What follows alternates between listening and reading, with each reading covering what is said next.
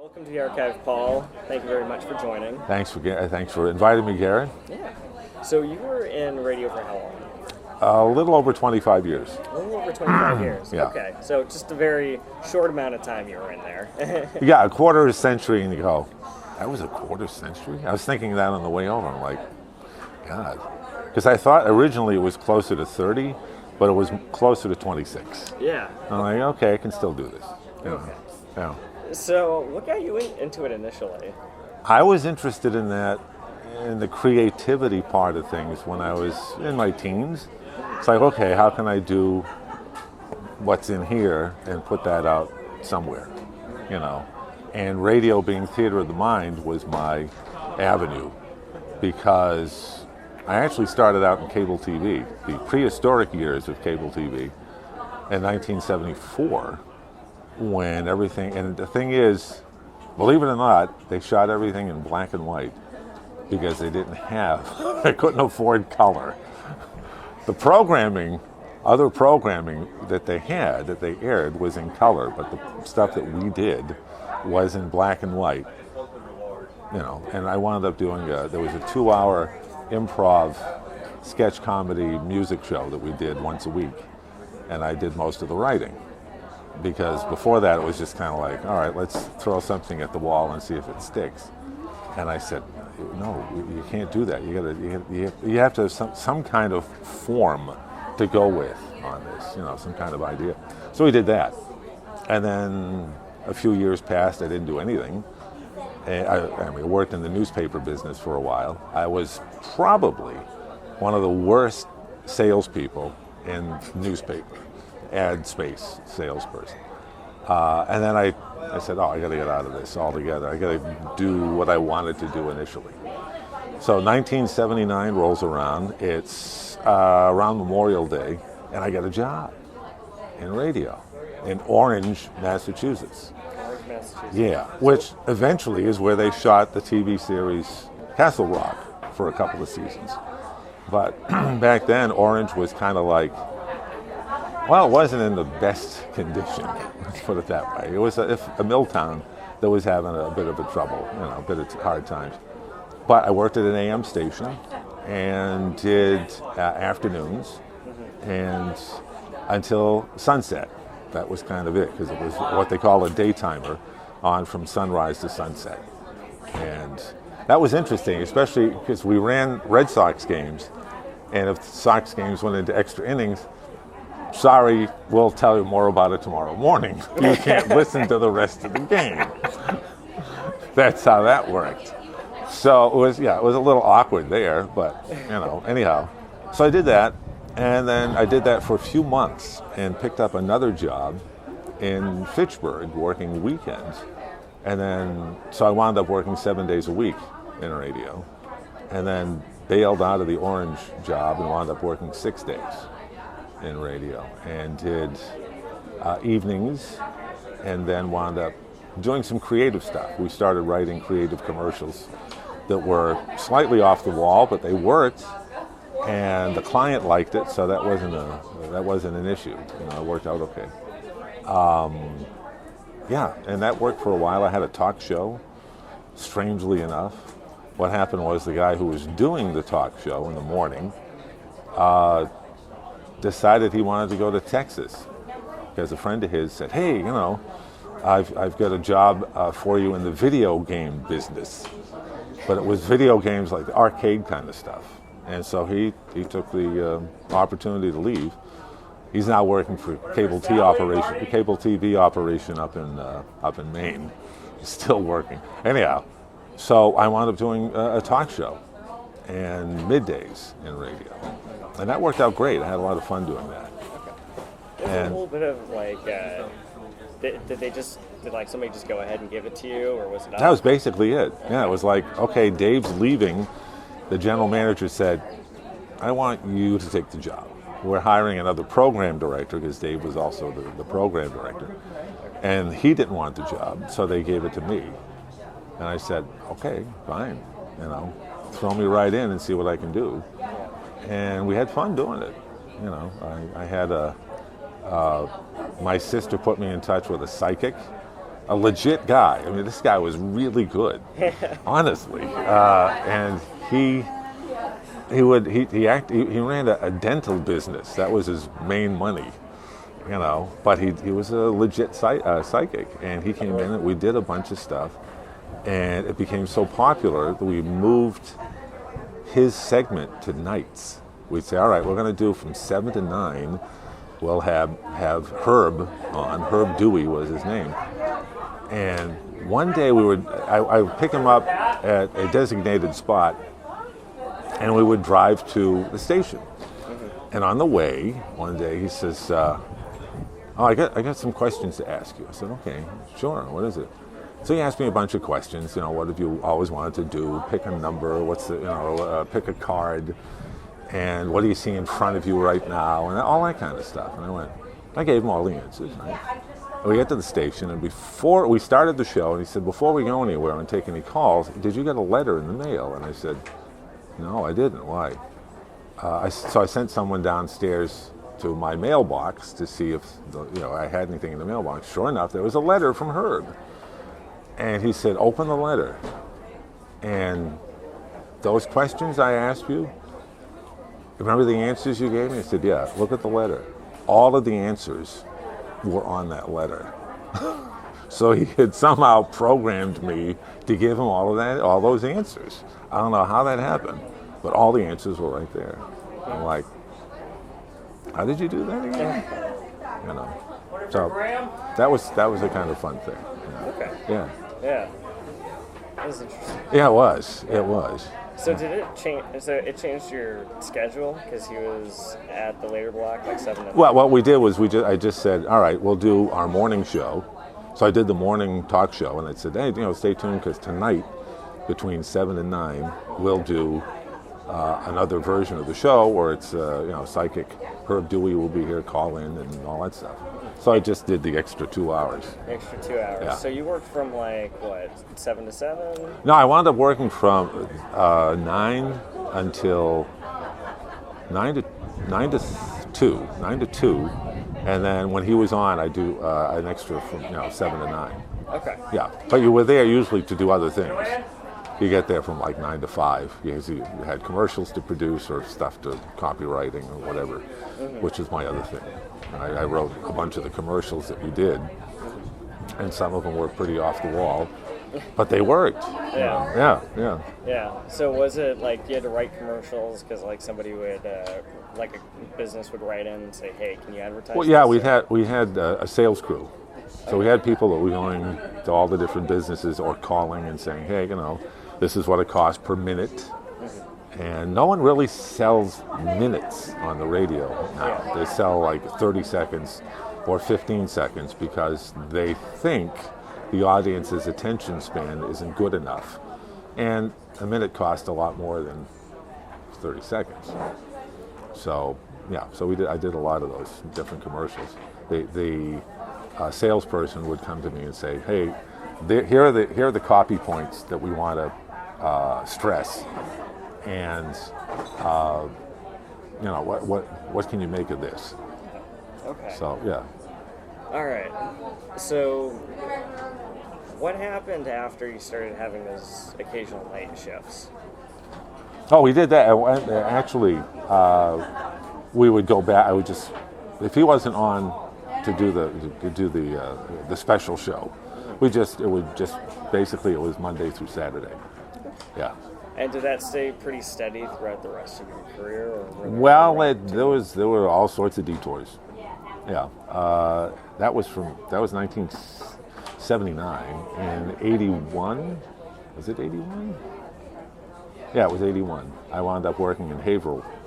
I wound up doing the mornings in Haverhill, and that was a slog because I'd wind up getting 5 hours of sleep. Just because life gets in the way, and I'd have to be in Haverhill by 5:30 in the morning. I lived in Leominster, so that was kind of a hike, and trying to get there and get there on time. And we were a 24-hour operation, which was good, because if I was a little late, I always had somebody there to kind of play music and tap dance until I showed up. But most of the time I was there on time. Okay. Yeah. And so were the roads different too at the time? Like was transport from like Leominster to? No, it was basically Route 2 to 495 and Okay. up and over. That wasn't crazy, no. Yeah. Okay. Yeah. All right. We just had to watch out for snow. Snow could really slow you down. I found that out. A lot of white knuckle driving in the morning. I did a lot of that. A lot. Yeah. And you get to work like, all right, now my whole energy level is way up here. And how do I bring it down a little bit to be, who they expect? So that was a little crazy. Yeah. Yeah. Yeah. So then, so in Haverhill, you had to become very monotone compared. Well, a little upbeat, but not like crazy frantic, which is what the driving would have created. It's like, oh, okay, and then a lot of coffee. Once you get there. A lot of coffee. Yeah, a lot of coffee in the morning. Jeez. Adrenaline. Adrenaline and coffee. That's sometimes doesn't work, but hey, you do what you can. Okay. So what were things that you covered at Haverhill? I did. It was music. It was all music. It was, They had me do a talk show for a brief period of time, and that just didn't work out. For some reason, I couldn't book people, and it was kind of like, okay, it's all me. And I finally said, you know what? Let's just scrap the talk show idea altogether and go back to just music. So we did music for a while. The guy who owned the station, he was an interesting individual. Eventually they moved me to afternoons because they hired a new program director who wanted to do the mornings. It's like, okay, I'll move you to the afternoon, which made sleeping a lot better for me. I didn't have to get up so early, but you had to kind of reorient yourself. And then they said, well, we're going to move you to the FM station for nights. I said, okay. So I did nights on the FM for a while. And then I did overnights on the FM because the guy didn't like me. The guy owned the station. After all this time, it's like, huh? What? Okay, sure. That one was a little hard to figure out. So that lasted until 1985, and then I wound up going to Manchester, New Hampshire for a big chunk of my time in the business, from 85 basically until 2006. So, yeah. All right, so what? That was a big chunk of time. Yeah. Was there just like a job opening? Did you get a referral at all? What happened was I got fired in Haverhill, and there was an opening in Manchester on an easy listening station. So you really had to bring it all the way down here. And I was like, okay. Did it turn into somewhat of a yoga instructor? Sort of, yeah. That's kind of like, I felt like saying namaste all the time. It was, okay, I'm going to do that. Yeah, nothing upbeat, please. We want the listeners just to kind of like, okay. Eventually that format changed, and now they're, totally adult contemporary or whatever they want to call themselves now. But, yeah, it was such a changeable time, too.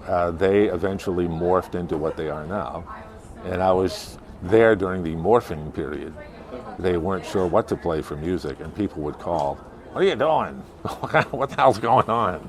Yeah, it was an interesting time. Okay. Yeah, because they were like, oh, geez, I got to back announce all these songs, and then, and the weather, and maybe a newscast or whatever, and then go back, you hit the button, and the automation machine would go back to playing and all of that stuff. Around that time, 1988, one of the guys that I worked with, we had an AM station, and I worked the FM station, and the guy in the AM did the morning show. And when I would get in to do my show, to get ready, and I'd do commercials or whatever before going on the air, he was just getting off the air and had like an hour of stuff to do. So we started putting our heads together, and I happened to watch a show on New Hampshire Public TV called Just Up the Road in New Hampshire with Fritz Weatherby. And Fritz Weatherby is an icon in TV now. And he was doing this show for New Hampshire Public TV, and he would go to these odd places called Frog Rock You know, there's all these different weird places that he would wind up, and that was kind of his niche thing that he did for a show on New Hampshire Public TV. What they did was they took all of those pieces and had him do what they call interstitials. Now, I did this afterwards, you know, and they kind of to pull the whole production together for an hour. So I watched that and I thought, you know what, this would be a good guy to goof on. So we did this bizarre thing. It was like a 3-minute bit. We record like 5 minutes and have to edit it down to 3. And it was all audio stuff. It would air in the morning on the AM station. And it was called Down My Street and Up Yours. And it was, I was Fritz, and we did, or a version of Fritz. I didn't use his last name, obviously. And we did. Did you go with like Franz or something? Oh, we did Fritz, but it was Fritz Weathered Lips, or then it was just Fritz. I just would no last name, you know. And we did that for the better part of a year. It would air a couple of times a week. Anyway, these just little 3-minute things. We had Fritz going to a maple syrup farm where the guy and his mother ran the place. It was just 2 people. And they would cut the trees down and she would squeeze the maple syrup out of the trees. That was the way they did it. And I was kind of surprised, you know, but not totally. And it was that kind of thing. I was the, I would do the setups, and the other person who was only one guy, Conrad Kane is his name. He's still alive, still with us. And he would do the other voice. Mm-hmm. So he did a bunch of different character voices, and I was Fritz, and we did these bits. And did you guys get a little Monty Python-ish, like there's a man doing a female voice? Yeah, so it was a little odd. Yeah, he did that too. He did Ted Tapper and his mother Tilly. He did both voices. And he was all these other characters too. But we did that for a while. And eventually Fritz found out. He did, because that morphed into a few years later when I wound up working on the AM station. They changed formats. Radio changes formats quite a bit when things aren't going their way. And we brought Fritz back, but it was for a series of radio commercials. And it was just Fritz on the road. And Fritz would be, and it was for this Italian restaurant. And the first time we went, it was me and a guy named Mark Miller, he was the other voice. And he usually did a southern voice for whatever reason. It worked out. Fritz would go to these different places. And we went to Italy because the pasta from this Italian restaurant was imported from Italy. And he has a southern drawl. And I said, well, you don't sound Italian. And he said, this is southern Italy, Fritz. So that was the gag. And it was a pasta plantation where they actually picked the pasta off the trees and packed it up and sent it. And all this theater of the mind stuff. And that won an award. One of those commercials won an award. And at the award show, they played, you know, they had the New Hampshire Association of Broadcasters bestowed the award, and I wasn't there, but Fritz was. And he heard it. He's like, what the hell is this? Eventually, I wound up still goofing on him from like 1992 until about 2006, off and on, little things. We had him doing commercials for another restaurant later, and so that whole creative thing just kind of rolled along, you know. So that was kind of fun. Yeah. It's funny. I think so. This was in the mid '80s. This is in the '90s. Yes, it's from '92. Yeah, '92 forward. I think I remember hearing at one point in my life someone hearing about your stories. Oh, really? Okay. And eventually he found out. And I got called by someone over at Channel 9. And they said, we're thinking you're doing a Fritz sound-alike contest, but you can't enter. I said, okay. And I said, all right. And she said, the woman I spoke with was one of the hosts. She's no longer there. And she said to me, Fritz actually heard you do a promo for the radio station, because I would do these dumb promos. He heard it and he said, I don't remember doing that. And then he goes, oh, it's that guy. So I was known as that guy to him for a long time. A long time. Yeah. Up until a few years ago, when I got wind of it, it's from, I think Conrad sent me a thing saying, hey, here I am up in Maine, and I get this thing, hey, the Channel 9's doing a Fritz impersonation contest. Do one. So I did a 30-second Fritz thing, and I submitted it to their contest, and I won. He totally forgot that I had been goofing on him years prior. No one at 9 had known that I had done that years prior, because it's people transitioning, and it just, So that's the way that worked out. Yeah. My history with Fritz. 25 years. 25 years. Yeah. So they did radio? 35 actually. Yeah. Wow, anyway. 35. Yeah. So how many were satellite contests and stuff like that pretty frequent during the time? Stations usually do. Radio stations will do contests when there's a ratings period that they're involved in. That's when it's like, oh wow, right now it's going to be, summer fun. All the radio stations are like, you can win cash if you listen at 7:20 tomorrow morning. Because 7:20 for radio stations is the sweet spot. That's when your audience is bigger, between 7 and 8. That's theoretical anyway. So they try to, and then listen again this afternoon on the way home, because that's where the other part of the audience is. In the middle of the day, not so much. Middle of the day, people are at work, and you're casual listening. You're not locked in. You're not in your car listening. Or if you're in your home office, that's the other thing. With so many people working at home, now that dynamic's changing again in radio, I'm sure. Yeah. So they have to be a little more aggressive. Yeah. Interesting. Yeah. Yeah. I got involved in a bunch of different. One time when I was in Haverhill, we were it was a summer contest, and it wasn't a ratings period. We were just trying to, build up advertisers, the enthusiasm. So we gave away a picnic set. That was the big thing. It was a picnic table, and the whole deal, umbrella, the whole bit. And we had like 10 prizes to give away. Prize number 1, countdown. But one of the first items was a cooler, a picnic cooler, which is nice, a little picnic cooler. Yeah. And I gave it away to this one contestant, and she called back, and she said, "Can I have the picnic table instead?" I said, "No, that's not the way the contest works. I'm sorry. You won now. You won at this point of the contest. You're not winning. You can't win the picnic table. I apologize. It's not going to happen." Just the picnic table? You can't win the picnic table. You only get the cooler. Yeah. That's funny.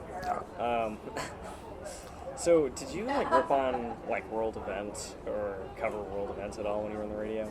I didn't. The news department. Well, actually, I did when I had the talk show. We actually had, back in 1980, there was a congressman who was a priest who was given notice by the Vatican that he couldn't do that anymore. So he decided he bowed out, and in 1980, late 81, they had a special election.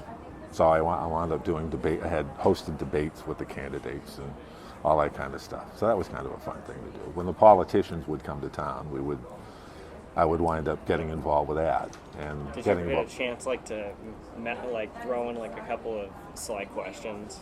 Oh, one time we would have the electric company, Fitchburg Gas and Electric, they kind of ran lock, stock, and barrel everything in town. With gas, they were the gas and electric. They weren't a separate entity. I don't know who owns them now, but they would come by once a month, just to kind of let people know what was going on. It's like, hi, their press guy would give me a call. Hi, can we come to the station? And our guy will take, our president will take phone calls. I said, yeah, sure.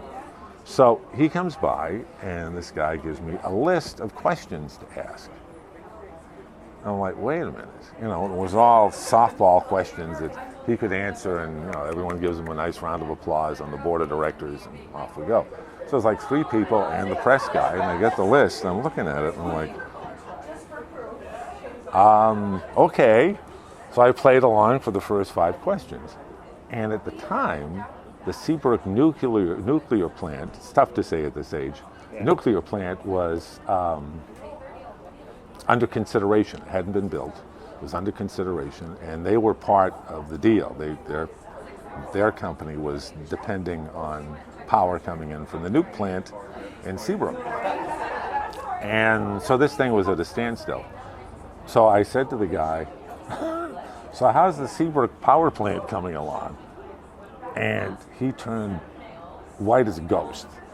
And the press guy shot me a look like, what the hell are you doing? And sent me a note that said, stick to the questions. And so I had the opportunity, because it was an hour show, at 10:30 in the morning, I had the opportunity to just kind of wrap things up early. So I did. I said, you know, this wraps up the show with you. Thank you very much. We'll be taking calls afterwards. And they were really pissed because I had taken their opportunity to do a 1-hour commercial for them, essentially, and kind of said, no, I'm not going to do that. I can't do that. You know, I can't do that. I did the same thing with one of the guys, excuse me, from the Boy Scouts. Believe it or not, the Boy Scouts of all. There was a kid who was an Eagle Scout, and he came in and he was going to be, I was asking him questions. I was asking the guy questions. The guy that was the leader of, you know, whatever, the pack, whatever it was. And so I turned to the kid and I asked him a question, and the kid gave me an answer. And so I thought, the kid is just window dressing? Why is the kid here? Why am I asking this guy all the questions? And he slipped me a note, the guy did, and said, just ask me the questions, not him. And I thought, no, that's not playing fair. So, you know, I was 27, full of myself, and I said, not gonna happen. You know, 10:30 rolled around, I said, thanks very much, this has been fun. I made a couple of waves, and it's the way it happens sometimes. Yeah. Interesting. So like in the late 90s, there was like Y2K. Mm-hmm. Oh yeah, all of that panic, yeah. And like the integration of computers, like how, like, what is it? What was it like in radio for that? Yeah. Oh, yeah. Oh, we had... like, were you guys doing like Y2K survival kits or something? No, we weren't, thankfully. I mean, the FM station where I worked, I was on the AM side, and my budget was like dinky. They had a bigger budget on the FM side. And that was just kind of like, you know, just creating awareness, and everyone's like holding their breath, and I'm like, okay, well, let's see what happens. And since nothing happened, it's kind of like, well, that didn't happen, so that's a good thing. So there was no widespread panic, thankfully. They kind of kept everything on an even keel. I'm sure other stations didn't act that way, just because of the way that they were formatted more than anything. You know, yeah. Some stations, it depends on the format. And so if you're spinning the dial around, you'll listen, you'll go, okay, why is he behaving this way? Why is she doing this? You know, and it seems like now in radio, and not to piss anyone off, but now in radio, since it's kind of bland, there's a lack of creativity. And one of my biggest beefs, if you want to call it that, is the morning show where you've got the host, who is a very likable guy, and you have the news reader, who is generally a woman, and she reads the news. She usually doesn't write it. She has someone write it for her, or it's what they call wire copy. And so she'll do the news, and then there's the dumb guy, who they make fun of and laugh at, and just he's kind of like the comic relief on the show. And just tune into any local show, you'll find it. Yeah. Unless it's NPR, then it's a whole, that's a whole other thing. Then NPR is its own separate. Its own separate deal. Yeah. Yeah. But yeah, morning radio has that kind of, people who, the guy who laughs at everything. You hired him to, and he's usually the sports, quote unquote, sports guy. Turn it over to so and so for sports, and he does this little piece of stuff. And why else he's there, I don't know. But that's it. And did it more, like back then people were more open with it, about like, oh, who's going to cover our news? Oh yeah, it was a different way. Yeah, you had a news department that actually was a news department. You had people assigned to stuff. It's like, okay, we got a couple of people that were interns, or there would be some folks that were contributors to both the AM and the FM newscasts. And they would go out and cover city hall meetings, or if there was a fire, they go out and do a little something on that. And did you guys compete at all, or were you able to contact each other and be like, hey, what's going on your end? Radio stations, various stations, if they weren't in your group, yeah, a lot of times, sure. There was, we did have, and there still is, an association of broadcasters where everybody makes nice. During a ratings period, it's a little different, but there's no backstabbing. That doesn't happen, thank God. It can be crazy, which is okay, but yeah, generally everybody gets along well. Yeah. Yeah. And yeah, so then would you say like in your last years, like when it came to 2000, it started to turn incorporated? Well, actually, the corporation started moving in the early 90s.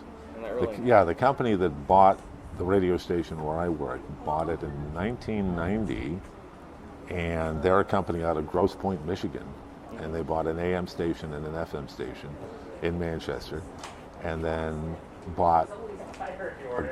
eventually bought a group of stations in Portland, Maine, a bunch of stations in Springfield, Massachusetts. The problem with that is that there's this across-the-board lack of creativity. It's like, okay, well, we got to run this by corporate before we do anything. Why? It doesn't make any. To me, it never made any sense.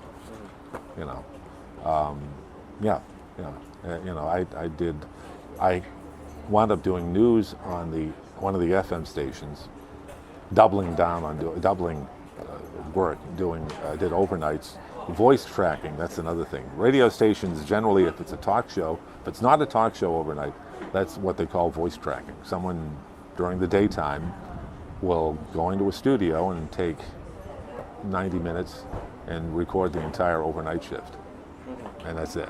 It's kind of like, in the automation system, as long as it's working properly, we'll broadcast that.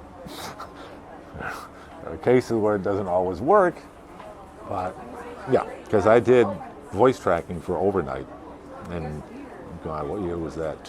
Between late 2001 and 2006, I did that.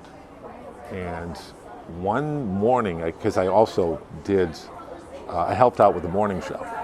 I wasn't the laughing guy. I was just, they needed little pieces for the show to be put together, so I do that and other things. And it wound up, I got there at like 5:30 in the morning, and I go up the stairs, and the back door is broken. I'm like, what the hell happened? I go down the hall, another door has been forced open. What the heck's going on? So I go in, and everyone in the newsroom is doing their thing, and usually I check in with the newsroom first. I would pick up the morning paper and drop it off for the news people and all that. Because radio stations do look at the morning paper, and now that morning papers are online, it's a lot easier to do. But back then you actually had to bring in a newspaper.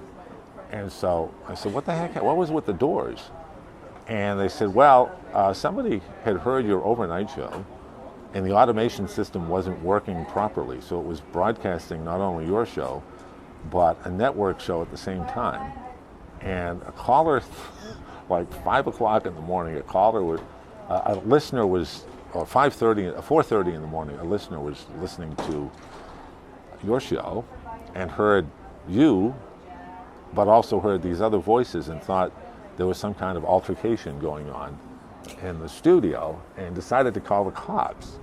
And so the cops, unbeknownst to anybody in the building, they couldn't get in. They tried calling the station, and usually at that hour, they don't answer the phone because they're busy doing stuff. So the cops had to break down the door, and of course they're running into the building, and they run by the newsroom, and everybody's just sitting there minding their business. Why are you guys here? Well, wasn't something happening? No, why? What was, no, that wasn't it at all. This a concerned caller, concerned listener called and upset the apple cart big time. So they were put on notice after that to turn the volume up so you can actually hear the station. And in case there's a big screw up, fix it. So, yeah. Does stuff like that happen a lot? It does happen. I mean, I can listen to a radio show, and you can tell when the automation system's not working properly. It does happen when radio stations run a baseball game. A lot of times, if the automation system isn't working right, it will wind up firing commercials during the game. All of a sudden, you'll hear commercials running during the ball game, and then when it comes time for the commercial to run, you don't hear anything. So that's an issue. But it did happen a lot back then. I don't know if it's as often now. But yeah. All right. So ultimately, what made you decide to hang your hat on being in radio? Well, I wound up working in Boston for a couple of years. I worked for WUMB. It was folk radio at the time, singer-songwriter stuff, which was fantastic. And I had the time of my life. That was 2 years of radio, a little over 2 years. That was actually the best time I had. Sorry to the other folks, but it was the best time that I had because I got a chance to meet a lot of performers I'm still friends with. And the air staff, I'm still friends with those folks. We had just a great time. I appreciated the music, and I still do. And I run into people who I worked with or people who came in and performed at the station when I go out to concerts. And I'll say, hey, I remember the time you came in 2007, and they go, that was 16 years ago. Geez. You start thinking it in that way. But they ran out of funding for my position, so I had to leave. I had really no choice. I didn't have health insurance either, so. But I picked up another gig. The final gig I had was for about a year in public radio in New Hampshire. And I only worked weekends, which is fine. Did that. And that's when I began to age out. You can age out of radio. You can get too old. Not you personally. Folks in management think that you're too old. My voice didn't sound young enough. And one of the things, if you listen to NPR stations, sorry about that NPR, but if you listen to NPR stations, for the most part, the announcers sound somewhat youthful. They may not be, but their voice, it sounds that way. So corporate suggests that you hire people who are younger because you want to attract a younger audience, because you want to attract more funding.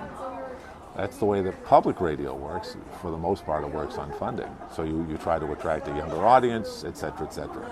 And I was not part of the younger audience and was kind of given notice. No, we're going to be putting someone else in to do the weekends. Would you train him? And I said, what? And then would you take like a month off? And then, well, we'll have you come back at some point. The at some point was kind of mysterious. So I called the guy who hired me and I said, I can't do this anymore. What do you mean? I said, I guess you want me out, right? No, not at all. I said, no, sorry. And white knuckle driving at 4 o'clock in the morning during snow was not my fun idea either. So I just bailed, and that was that. Yeah. End of scene, as we say in the other business. Scene. Yes, scene. End scene. End scene, that's it. Scene. Curtain call. Yeah, curtain call, and then you're done. Yeah. And then after that, I got into working in TV and movies, and I've been having the time of my life. Excellent. Yeah. So my last question for you is, do you have any messages for future generations? Getting into the business? No, just in general. And just in general, don't take yourself too seriously, for one. That's the one thing. Don't take yourself too seriously. Don't let BS get in your way. You know, fine-tune your BS meter so you can identify that early enough. And you go, okay, this is the path that I want to go. That's what I'll do. But also keep your options open, because you never know when something different shows up and you go, hey, I want to do that for a while. You know, don't lock yourself into something too tight, and don't take yourself too seriously. Pretty much, if you can. Thank you, Paul. Oh, thanks for having me, Garrett.